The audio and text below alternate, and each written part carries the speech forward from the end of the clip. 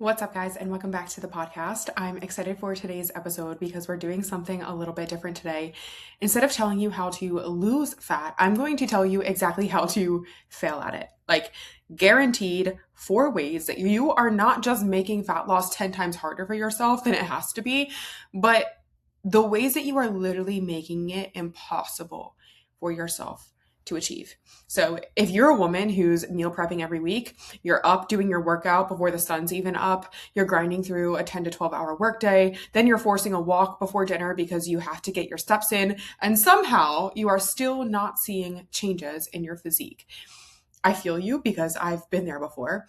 And I know what it's like to feel like you're doing everything right for months and months, weeks and weeks. You're doing the same thing that you used to do when you were lean. And you're so confused and really actually just frustrated, wondering why your body isn't responding like it used to. This is for you. I'd bet money that you're doing at least 2 or 3 of these things that we're going to talk about in this episode right now. And again, I don't say or share all of this from a pedestal. I say this because I've done these very same things, almost every single one of them. I was the girl who was over exercising, under eating it, calling it healthy for years. And I fixed that by hiring a coach, tracking macros, weightlifting instead of being a cardio bunny. I won a bodybuilding show, for crying out loud. I was the one doing everything right. And yet I neglected to consider that I also didn't have a period for a few years. I couldn't use the bathroom every single day. I needed to run off caffeine to fight off the ongoing fatigue. And so over time, my body started to fight back. Over time, even with no real change in my diet or my workouts, I started to gain weight. And I remember this season of my journey so vividly. It was like the end of 2021, beginning of 2022. And when I got my blood work done back in that season of my journey, my cortisol was through the roof, my thyroid was tanked, my liver and my gut were really struggling to keep up, and pushing my body harder was just making all of this worse. And this isn't just my experience. This is me, sharing my experience, but also from years of working with other women whose bodies are in the same exact position, no longer responding to the eat less, move more approaches, who's putting in so much effort but doesn't look like it. These are the mistakes that I see made time and time and time again that we're going to dive into in today's episode. So, failure tactic number one is to chase balance. I just want to be balanced. I don't want to be extreme. It needs to be sustainable for me. And yes, that sounds great in theory. That sounds healthy. And honestly, that sounds like exactly what you need after years of extreme diets and disordered eating. That is the mentality that I got into in like 2022, 2023, when I was healing from all of those hormonal shifts that had happened underneath the hood during my bodybuilding seasons. But what chasing balance also looks like is moderation that only is actually being consistent 50% of the time. Like, moderation is true moderation, meaning you're only doing these things less than 10% of the time. You're only eating these things less than 10% of the time. But moderation has started to turn into much more than that. So when you're practicing moderation, are you doing it more often than actually just moderate? Is the foods that you're eating in moderation actually only like 10% of your total caloric intake for the day? Is moderation actually less than 20% of the time, or is it creeping more so to 30, 40, 50% of the time?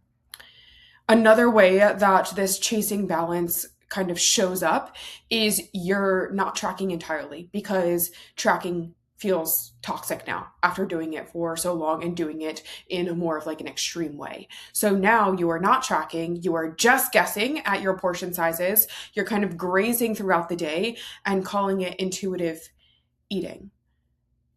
Yet you actually have no idea how many calories you're putting into your body. And yes, you're eating healthy, but eating healthy isn't going to get you to the fat loss physique goals that you have for your body. Another way that this shows up is workouts become optional because you're listening to your body. It's turned into, if you don't feel like it, you don't go. 4 sessions a week has slowly become 1 or 2 with no progressive overload. You've been using the same weights for months, or just kind of going in there and doing whatever you feel like it. Because again, you're listening to your body and you're not pushing yourself for the sake of protecting your hormones. That is not going to change your physique. You are not going to lose body fat by listening to your body. And by not showing up for yourself, keeping the promises that you make to yourself, and getting adequate workouts in, that you're using progressive overload and actually pushing your body to create the adaptation required for it to change. This can also look like every craving gets treated as a need because you're scared to tell yourself no. I see this all of the time. It's a really big pendulum swing from being very restrictive with your diet and telling yourself no to anything and everything, to never telling yourself no again, having no structure and no boundaries around food, because it's basically your mind and your body rebelling to that season of extreme restriction. So you cave into every craving that you have. And again, it's a lot of this I'm listening to my body type of talk that we have with ourselves. But is that actually listening to your body?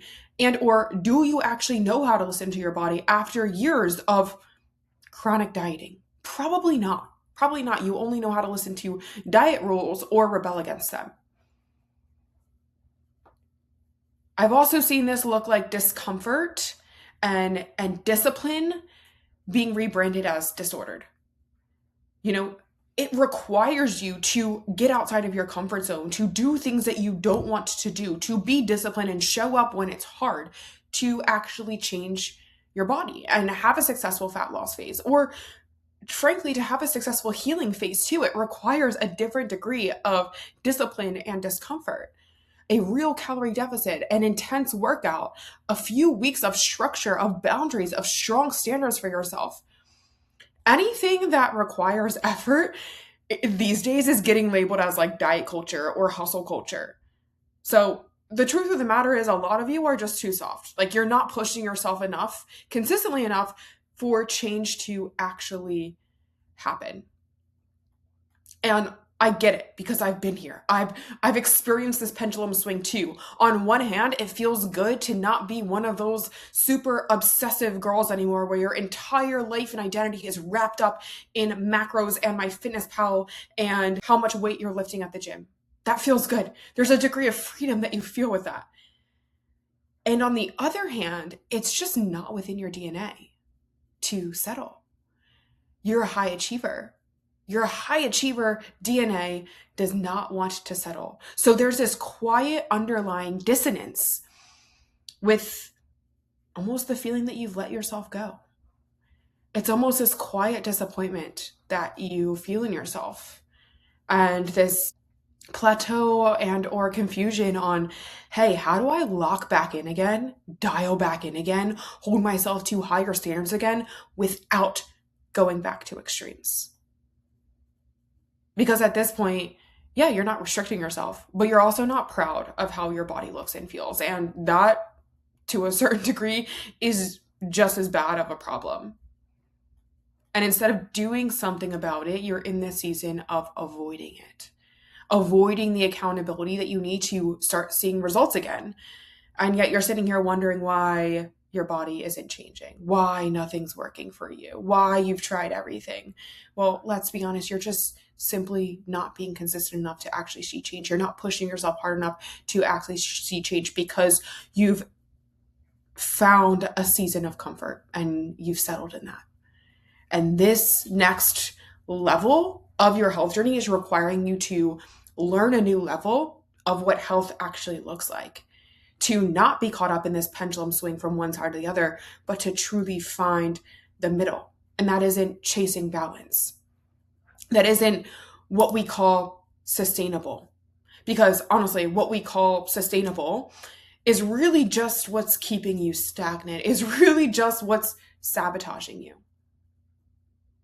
This isn't balance where you're at right now, because again, you're still stuck in this pendulum swing from one restriction side to no structure and no discipline at all. And you're being sold this pipe dream that you can achieve an above average physique with above average effort of chasing discipline and being sustainable. That is a lie.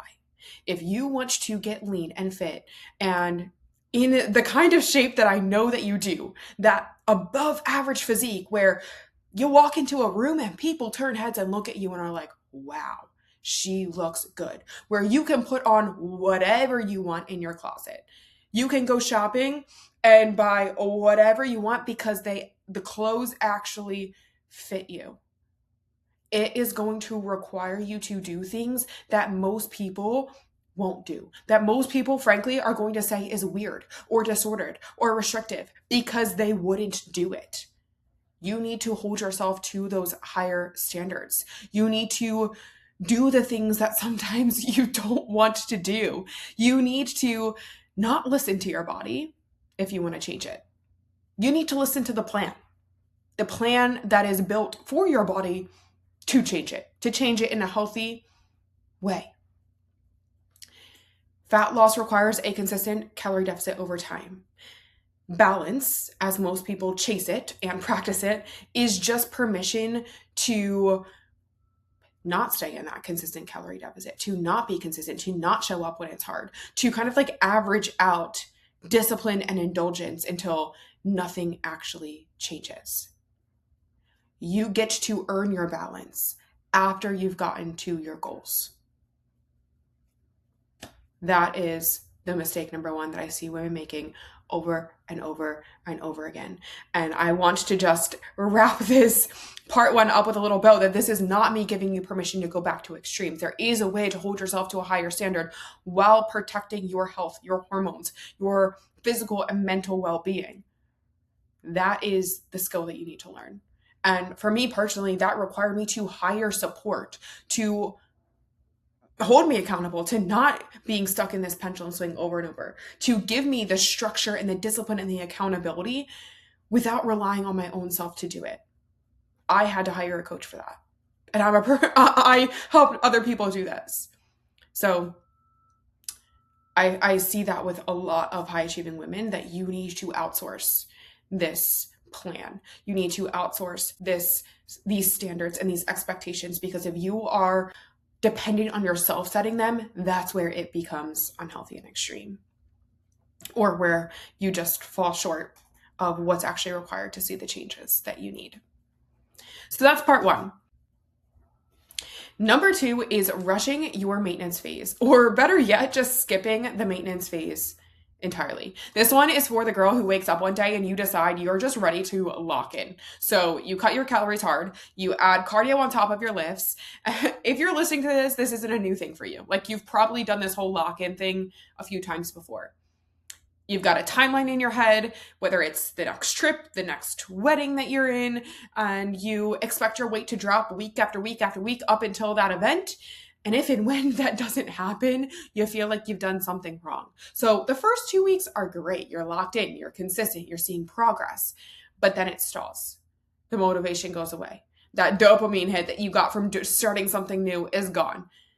And you start cutting corners. You start compromising those strict rules that you had created with yourself. And now you're at the position where you're starting the cycle all the way back over. You're having to convince yourself to lock in again. You're stuck in this all or nothing cycle. And what you eventually learn the hard way, because chances are, again, like I said, you've been stuck in this cycle for quite some time, years, months, whatever it is. Or maybe you're just learning this on the podcast today.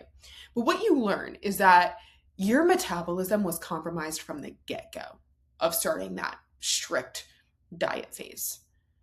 As a chronic yo-yo dieter, being stuck in a yo-yo dieting all or nothing cycle, every time you start a new calorie deficit, your metabolism slows down more and more and more. Particularly, without a proper recovery strategy or maintenance phase between those calorie deficits to recover your metabolic capacity.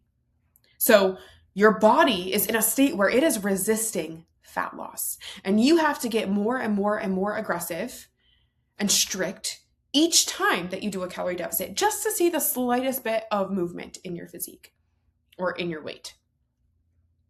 That's why you're never really getting the results that you feel like you expect you should, despite all the effort that you're putting in, because you're having to put in a disproportional amount of effort to the results because you're fighting against a body that physiologically is metabolically adaptive, downregulated. And instead of asking yourself, why am I not seeing results? You immediately jump to the conclusion that you're not doing enough. Instead of asking, why isn't my body responding like it used to? Maybe my body just wasn't ready for this calorie deficit. You're telling yourself that you're not doing enough, that your body is broken, and you decide that the only solution is to just push your body harder into a deeper diet. Honestly, just making things worse, not better. This approach leads to failure every single time because you completely skip over the most important phase of priming your metabolism before doing a calorie deficit. Eating more before you diet is not going backwards.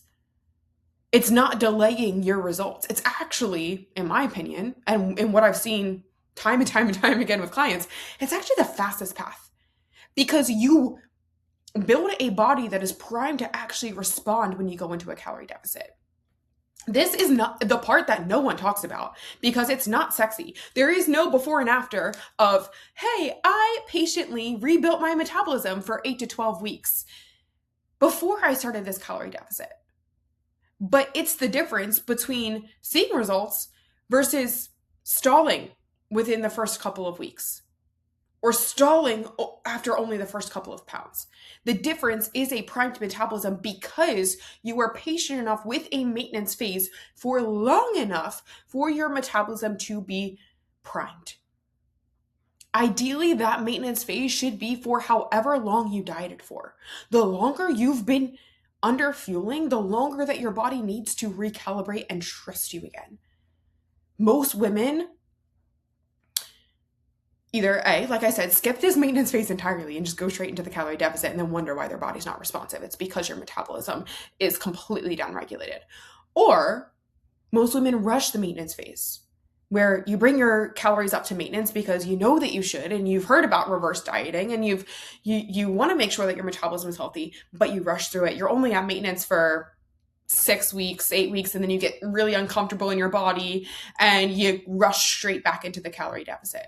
Like, truthfully, me personally, since 2023, I've only done one deficit.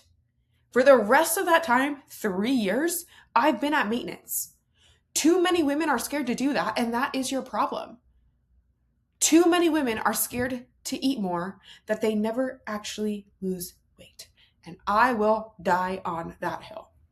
So maybe for you, your body is stalled and fat loss feels quite literally impossible because metabolically you are downregulated and your metabolism is not supportive of your fat loss goals. No matter how aggressive and strict you get in a deficit, you cannot outwork a downregulated metabolism. In fact, it's just going to downregulate your metabolism even more. You need to have a solid season in maintenance. And by a solid season, I mean 6+ months to bring everything back online.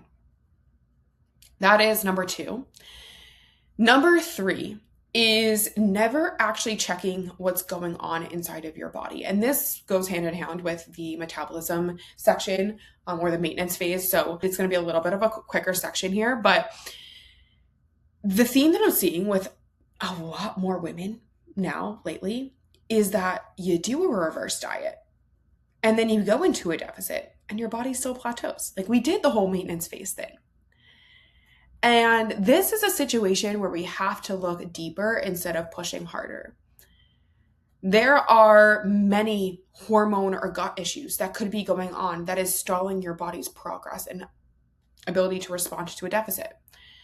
You can nail your training and your nutrition on paper and still be constantly spinning your wheels if your thyroid is sluggish, or if your cortisol is through the roof, or if your gut is inflamed and it's affecting your digestion and appetite and sleep quality. People will troubleshoot your macros or change your diet or do another elimination approach over and over and over again before you ever get blood work done.